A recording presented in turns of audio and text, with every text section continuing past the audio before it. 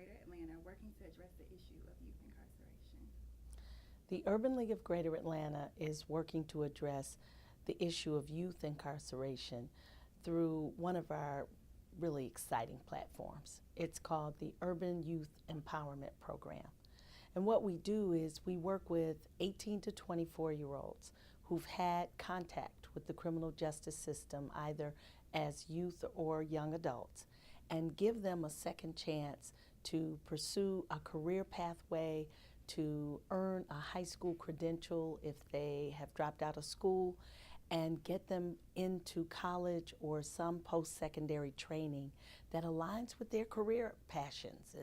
And that's really what we try to do. We want to connect with young folks and let them know that they have the opportunity to pursue their dreams and give them the tools and the support that they need so that they can make better choices and not recidivate. How is ULGA specifically and the National Urban League in general working to address the burden of incarceration in communities of color? Well, there's really three things that I like to say we're doing. First and foremost, we want to prevent African American males and females from having initial contact with the criminal justice system. And so the way we're doing that is we are working with high school students through our Project Ready program to catch them while they're early in their maturity, to teach them the importance of making good decisions, to really ensure that they understand how important education is to their future, and instill in them and open their eyes and expose them to all the possibilities that are out there in the world for them. And by doing that, young people get excited about their futures. And our goal with Project Ready is to graduate high school students on time, ready for college, careers, and life. And we broadly define college because four-year college isn't necessarily for every young person, but a career pathway is. We have to have a way to earn a living wage or better. A high school degree or diploma is just not enough to make ends meet and earn a good living and live a good quality life. So that's one thing. So prevention is important. The other thing we're doing is as young men and adults are coming out of the criminal justice system, the Urban League is there with our adult reentry initiatives.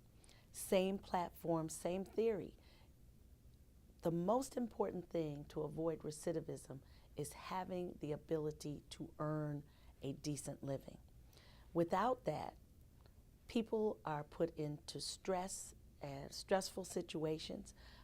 Life isn't good when you don't have enough money to keep a roof over your head, food on the table, and all your basic needs to be met.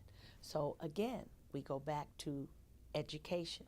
So we meet people where they are, expose them to career pathways that are high demand, high growth, and with their background issues is open to them.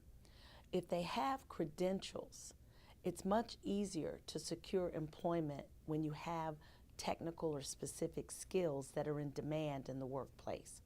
And then the last thing that we do is we work with people who've been out of the criminal justice system for a while, but they still struggle to maintain employment.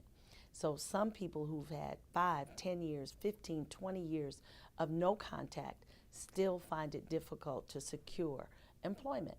And across those platforms, we stick to the very basics, getting people as ready as possible so they can compete for employment, having the right attitude, knowing how to sell themselves at an interview, having a well put together resume, and most importantly, having an attitude toward work that will have an employer want to hire that individual.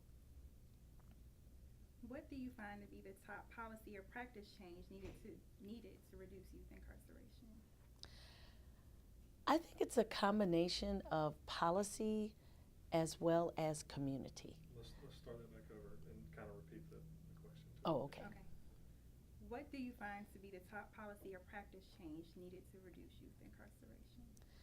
I think the top policy changes that are necessary really have to work in concert with families and communities. So on the incarceration end, I'd like to see a reduction of mandatory minimums for nonviolent crimes. The other thing is there's great disparities in sentencing laws depending on the type of drug charge that is and the drug involved in the charge. And cocaine is cocaine, whether it's in crack form or powder form.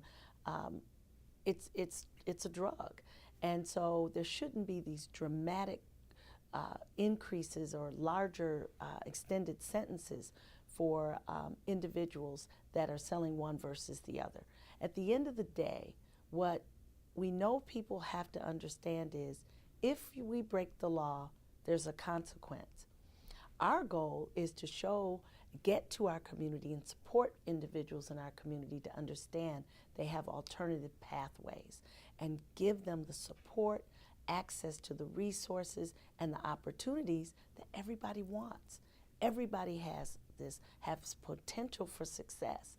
And so I think if we can instill that and provide more family support and community support where it may not be there, then we can break the cycle of incarceration that's really just destroying the Black family.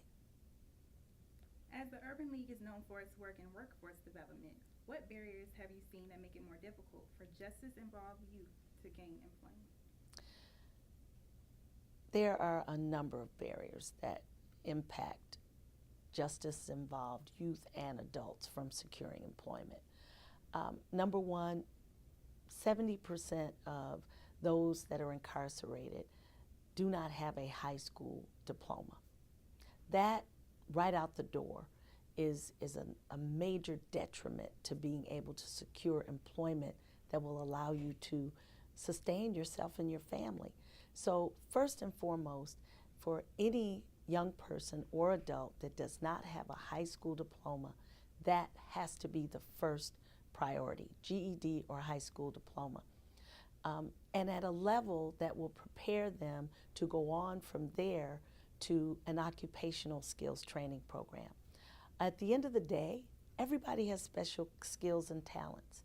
So I think it's critically important that we help people tap into their skills, their goals, their aptitudes, things that they enjoy doing, and we can help them line that up with career paths where they can earn better than $15, $20 an hour. That's the goal.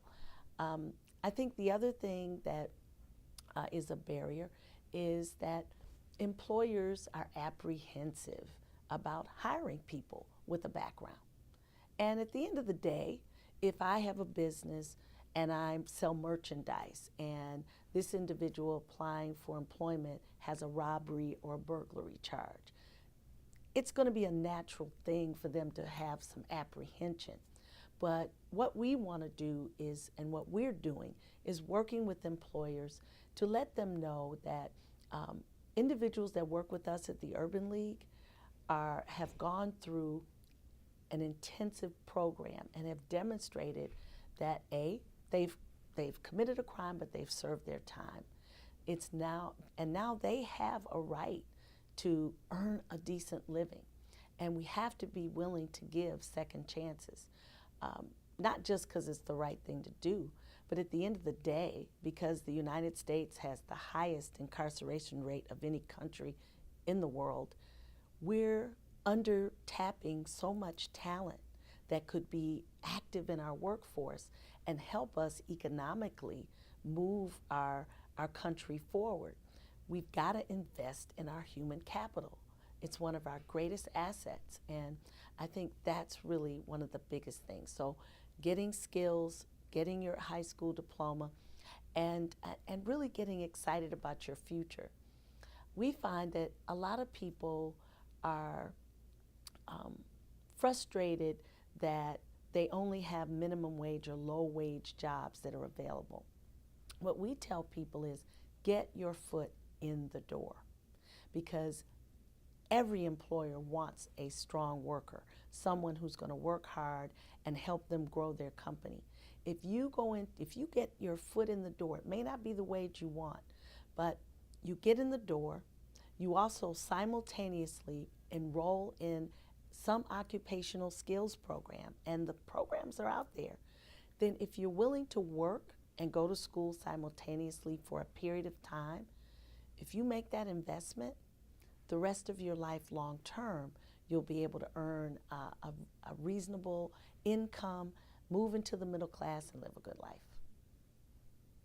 Do you believe the small business community is hiring returning citizens?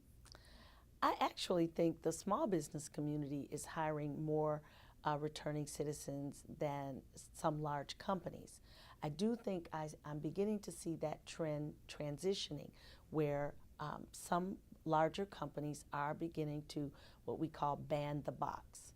Give a person an opportunity to apply for a position for which they're qualified, to interview for that position, and have the opportunity to be judged on their experience, on their attitude, their aptitudes, their interest in the job, just like any other candidate, before you address the issue of a previous incarceration.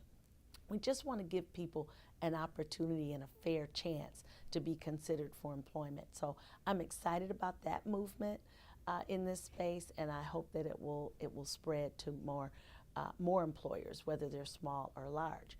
Now, the downside to sometimes to smaller employers hiring people is those jobs sometimes pay very low wages. And so it's very difficult to make ends meet, particularly if a person comes out of incarceration and has child support to address. By the time you make minimum wage to $10, $11, $12 an hour, your child support is taken off the top. If a person doesn't have enough left to live on, then we really have a scenario that sets people up for failure. So I think we've got to come up with really some more innovative ways to support people through that transitional period while they gain additional skills. And I'm really excited to share that the Urban League of Greater Atlanta has just recently been awarded a U.S. Department of Labor grant to support 250 adults over the next 3 years, and we will help them earn a occupational skills credential pre-release. That is cutting edge, and we are extremely excited about it. We're partnering with Atlanta Technical College, we're partnering with Atlanta Workforce Development, the Governor's Office on Reentry, the Georgia Department of Corrections. We're working as a team to provide a support system to give people the opportunity to get the skills, to pursue a career path that they're interested in, and have an opportunity to earn a decent living and make a good life for themselves and their families. If I can stop you for a minute, you mentioned the ban the box. Yes. At the beginning, you just mentioned it, but then you went on. Okay, you want me to explain what ban the box is? Yeah. Okay. Ban the Box is a policy initiative that is gaining a lot of support across the country, and especially here in Georgia. The governor, our current governor, Governor Nathan Deal, is an advocate for banning the box. And what it basically means is that on an employment application, on most applications now, there is a question that asks if you've ever been convicted of a felony. And so the move to ban that question on all employment applications is picking up support. And we're very excited about that. That gives a person an opportunity to be considered equally amongst all candidates so that they have a fair shot at securing that job or that employment. I think in general, there's just a fear. Let's repeat her question. Oh, right, okay. What do you feel may be inhibiting minority business owners from hiring young men of color with criminal backgrounds? I've actually had, I think what's may be inhibiting small and minority businesses from hiring young men with criminal backgrounds is really just simply fear. Fear that they may have, property issues, or there's just trust issues there, I think. And but on the other hand, I'll tell you, I think minority businesses are probably doing a much better job of hiring young men of color. At least that's been our experience. We have a number of employers who themselves were previously incarcerated, so they have compassion for young people coming out of the system, or any adult, and they know people need a second chance. So I think it's all about convincing our community across the board, the public sector, the private sector. Employment is employment, and big business, small business. If we all have a vested interest in helping to cultivate and develop our human capital, all of us have to step toward each other and take a bit of a risk. The other thing that's in place that I think a lot of employers aren't even aware of is that the federal government has a bonding program for people who've been previously incarcerated to help encourage employers to hire people so they can mitigate any risks. If an individual is, in the workplace and they're going to be handling cash or merchandise, the bonding is put in place not just for people who've been previously incarcerated. It's a risk management issue across the board. That, I think, can help individuals feel more secure. And I also think by working with organizations like the Urban League, they can be comfortable that the individuals that we're bringing to their organizations for opportunity, that we know them, we've worked with them. We're bringing people that have demonstrated that they're ready to re-engage with work and get on with their lives and be productive citizens. And that, I think, is a good bridge between the two very important parties, the employer and the person that's trying to seek employment. What would need to happen to ensure that there is no hesitation to hire from this population? Well, what needs to happen is we need to get to young people before they commit a crime. At the end of the day, a crime is a crime.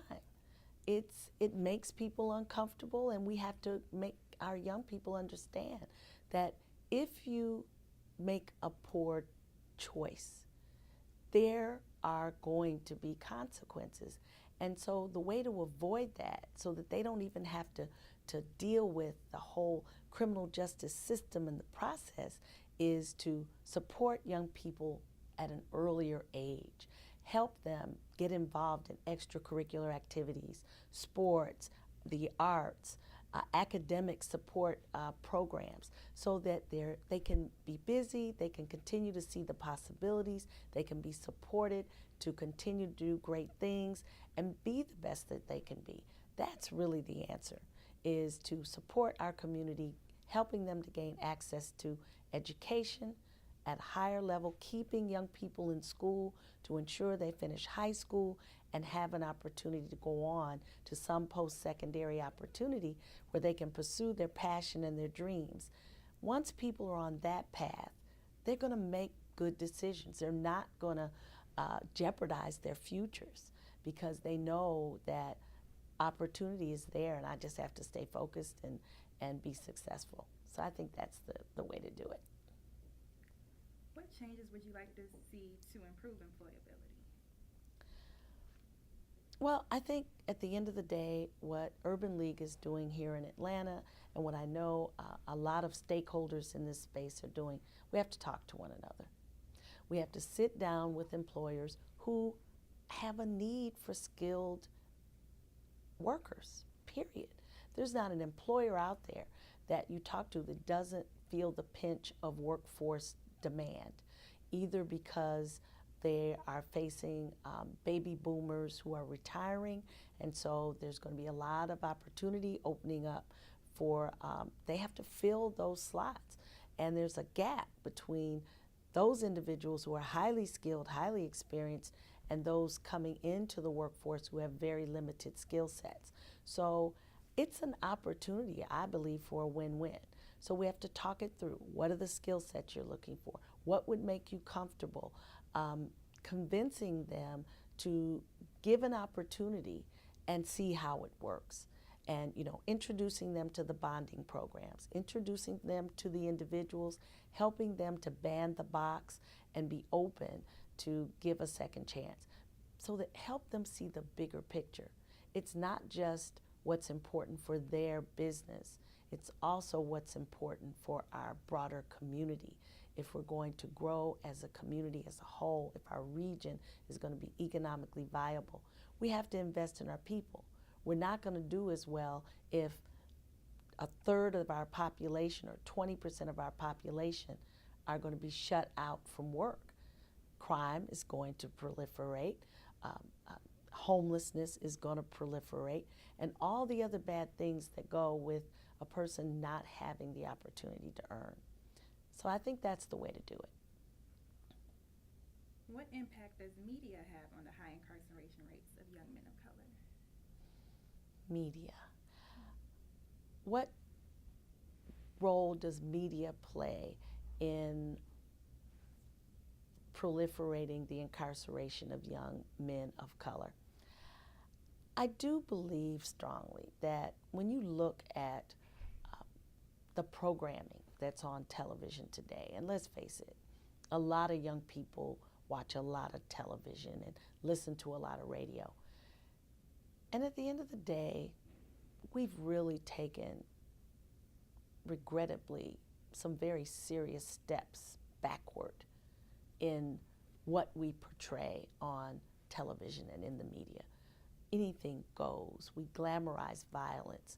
We glamorize the mistreatment of women. The moral value system of our country, of our communities, have just deteriorated. So I think the key here is we got to push back. We got to push back on it. Turn off the reality TV shows where people are fighting and treating each other disrespectfully, and people are carrying themselves in ways that is clear. There's no self-respect there. There's no pride. We've got to get that back. We're better than this. And I think that we all have to start talking about it more. People, I think, have just kind of thrown their hands up. Well, anything goes. Well, anything doesn't have to go. We have to push back. We have to set boundaries for children, for our family members. We have to tell people, you're out of control. You're better than that. And I think if we have to push back on it and let young men see more positive role models and get more young men partnered up with individuals who are moving in a positive direction. People really want that, I think.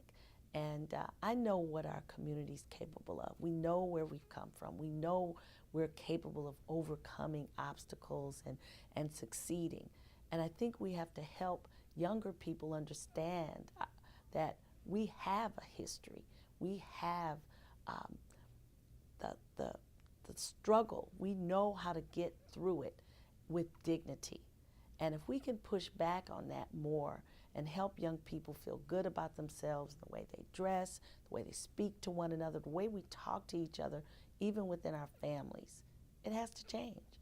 And I think I see a movement toward that. And that's what the Urban League of Greater Atlanta is going to be doing more of. And lastly, what strategies would you recommend to engage and mobilize the community in this issue? The strategies that I would recommend to get the community involved is we've got to do more outreach. With our current platforms, our Urban Youth Empowerment Program, our Adult Reentry, our Step Up to Work, we're doing more getting out into the communities that we want to serve and taking our services and programs to the people. People want to do better in life. And there's a lot of soldiers in our communities that are putting up a good fight but don't have a lot of support. So I think we've got to be more collaborative, partner up with the communities that we're serving, talk to people, get them involved in how our programs are structured, how they're developed, so we are sure that we are meeting the needs of the people. And I think if we go back to some of the, really the old, some people say old-fashioned ways, I say old school, but I think getting back to the basics and getting churches more involved, our churches are becoming more involved, our community organizations, our political community, every single person has to own their piece of the big pie of responsibility for bringing about change. You can't just complain. You have to make sure you do your part, whatever that is, whether it's helping a niece or a nephew, pushing back on their behavior, demanding that they respect you and your home and you give that respect in return. And I think if we all just say, hey, I'm tired of the way things are and talk about it more, I think we'll begin to see more impact and change. Awesome. Thank you. Now or Never campaign. The Now or Never campaign is actually a movement. It's to get the individuals, communities, community-based organizations, and local organizations, as well as state organizations and agencies involved together to come up with real solutions to address the mass incarceration of Black and brown boys and men. What is the Prison Expressway? The Prison Expressway is a term that we coined of actual areas that needs to be addressed with mass incarceration. Those areas include criminal justice reform, economic security, community and family, as well as education, media, and health. We know that once we address these issues and come up with those real solutions, we will really make an impact in the mass incarceration. What type of impact do you think Community Voices has made on the issue of mass incarceration as it pertains to young men of color? Community Voices has made a lot of impact on mass incarceration of when it comes to young men of color. And those have been from different programs and research that we've done and reported on, from policy briefs all across the nation, in meetings and organizing all the way outside of Atlanta, Georgia, to other states as well. How is Community Voices addressing the issue of youth incarceration today? Today, Community Voices is addressing the issue of mass incarceration first with the PATH program. And PATH stands for Preparing Adolescents to be Tomorrow's Heroes. Through that program, we're working with ages 14 and 24, males and females, to increase their employability. And these males and females, youth, have had some type of interaction with the criminal justice system. And we know that it's important to support their needs, to have mentors to support them, as well as case management, to make sure we address all areas and ensure that they can reach their employment and also their career and educational goals. Given your experience in this area, please share your thoughts on youth incarceration rates. Youth incarceration rates today have slightly declined, but there are many disparities that still exist. For instance, African Americans are 5 times more likely to be incarcerated than their white peers. There are also disparities among females in the incarceration rates. Females are more likely to be incarcerated, African American females, than their white counterparts as well. And with these disparities, there are still many issues to address with mass incarceration. Another disparity is among the actual offenses. A lot of youth are incarcerated for nonviolent offenses appear to violent offenses. We know that if we address a lot of these offenses, nonviolent offenses, outside of the courts, then we can have the same type of success rate and avoid incarceration altogether. Why is mass incarceration a public health issue? Mass incarceration is a public health issue when you look at the causes of incarceration as well as the solutions. Poverty, also the environment, whether it be the family environment, the physical environment, all those things play a factor in whether a child offends and becomes involved with their criminal justice system. And it also plays a factor in whether that child reoffends and becomes reincarcerated. So really we have to look at those issues outside of just the individual, but also among the family and the community to really address those issues and make sure that the youth doesn't offend and it doesn't become locked into the incarceration system. Please share your thoughts on the role of the public health community in reducing youth incarceration. The role of the public health community in reducing mass incarceration is very important. It's important for those public health professionals to really work with the community agencies, the individuals, as well as the state agencies and federal and national agencies to let them know that it's different ways to approach youth and really react some change, positive change. Those changes would start in the individual, but also those changes involve the community working with those individuals. And there's something called community-based participatory research, which is very important here. And working with the community to start with, what are the issues, what does need to be addressed, and then taking that through actually working with the individuals and having them play a part in their, addressing their issues as well is very important. You don't want to approach issues and kind of, you don't want to approach issues without involving that individual and the community that it involves. Those are the great factors in ensuring success and avoiding incarceration for those youth and for those communities as well. What impact does media have on the high incarceration rates of young men of color? Media has a grave impact on the incarceration and mass incarceration of youth. Media is an outlet for those that may not know personally youth that are incarcerated or might not experience it firsthand. The media is that outlet. They're the news source that really bring that information to the homes of people that don't have that interaction. So they're the first person to report, to share information, facts that other people might not know. And when they report misinformation or don't report the true and full story, it really it broadens the disparities that these youth experience and really makes the challenge even greater for us to address this issue. And what do you find to be the top policy or practice change needed to reduce youth incarceration?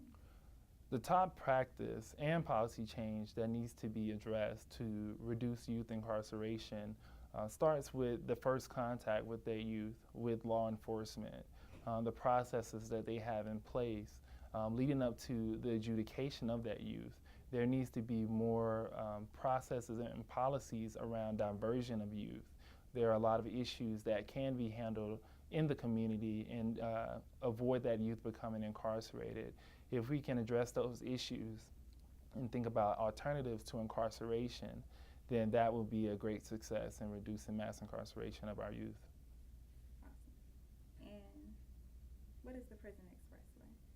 The Prison Expressway is a pathway of No, because you were looking down and up. And Okay. I wanted to what you're looking at. Thank you. Mm-hmm. The Prison Expressway, Let's let the trucks go by. what now? Okay, let the trucks go by. Okay. The Prison Expressway, It's just that rumbling. Just tell me when it's okay.